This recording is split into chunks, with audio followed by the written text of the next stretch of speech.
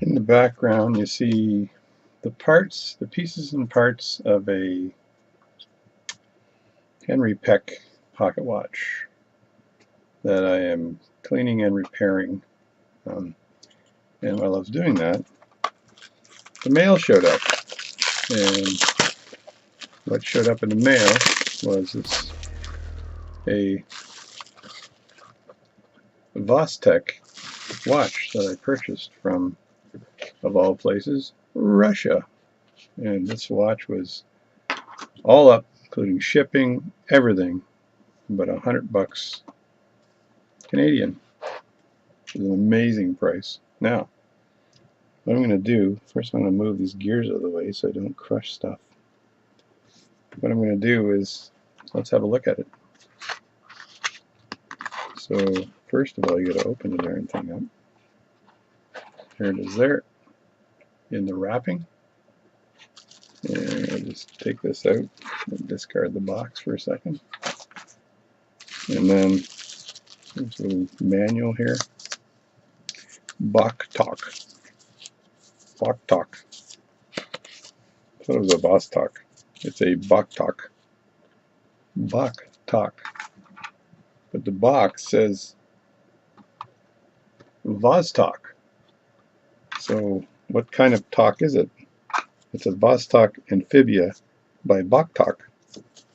Automatic watch mechanism. So there's some information there. And let me see if this passes the sniff test here. I'm going to open this up. My wife's going to come in any second now and tell me it's time to eat dinner.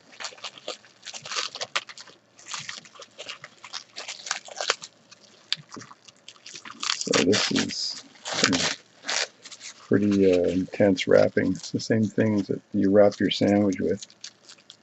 So I wouldn't consider this to be high-end wrapping, but it is well wrapped. So I don't think it can't be scratched when it's wrapped like this. So, and there we go, completely unwrapped. And there it is. What does it say here? It says amphibious. It says something written in Russia or Russian, and it's something else written in Russian. There's a plastic crystal cover. That's a nice feature. That ensures that the crystal doesn't get ruined. Wasn't expecting that. And there's the back of the watch, sort of. And it's got a sealed, it's got a ring, basically. This is a ring on the inside. There's a ring on the inside that you loosen, and then the top pops up with the ring. That's pretty common in a lot of different watches I've seen. Some of the older ones as well. And it basically seals it nice and tight. I can't read Russian, so it's got a lot of Russian here. So, and then the bezel, that turns nice and smoothly. It's not a click bezel though. It doesn't click, so which is strange. So it turns, but it doesn't click. So there's a friction fit. So I'd say this is more for looks than anything. So, and then the watch itself. Let me unwind this a bit. And typical Russian watches, these crowns look like they're loose, but in fact they're not loose. There's a hinge in there. And so if you pull this out, this watch says it's 10 after 6, and the time is actually, see if I can pull that out.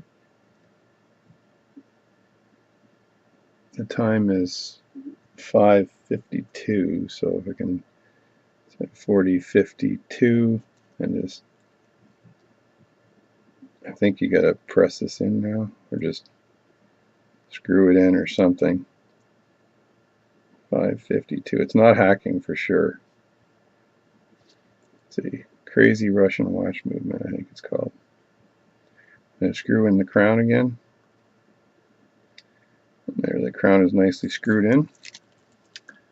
And there we go. So you can set the time with it. It seems like it's ticking away, no problem. At a later time, looks like the watch strap is all covered as well.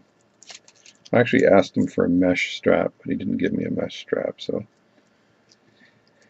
that's fine. I'll put up with this.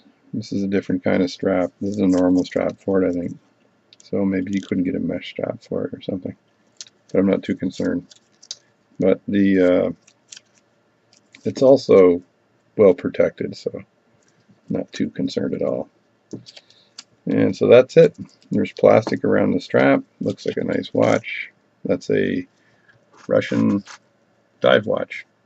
It's supposed to have 23 joules or something like that, but it's good for 200 feet. It's a nice looking watch, and I'll size it a little later on once I manage to figure out how to open this thing.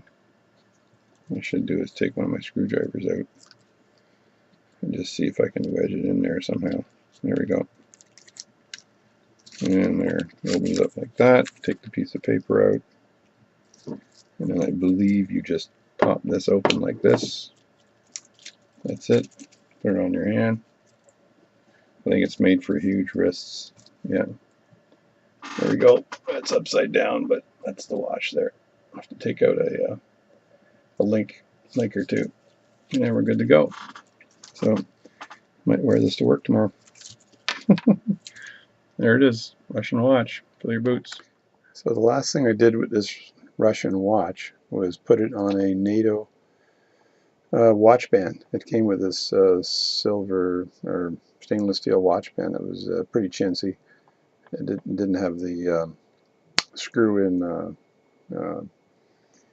what do they call, link connectors. So I put it on a nice NATO watch band. So it looks pretty good like this. Let's see if it keeps good time. Anyway, this is a Vostek Russian watch, and I hope things work out pretty good with this thing.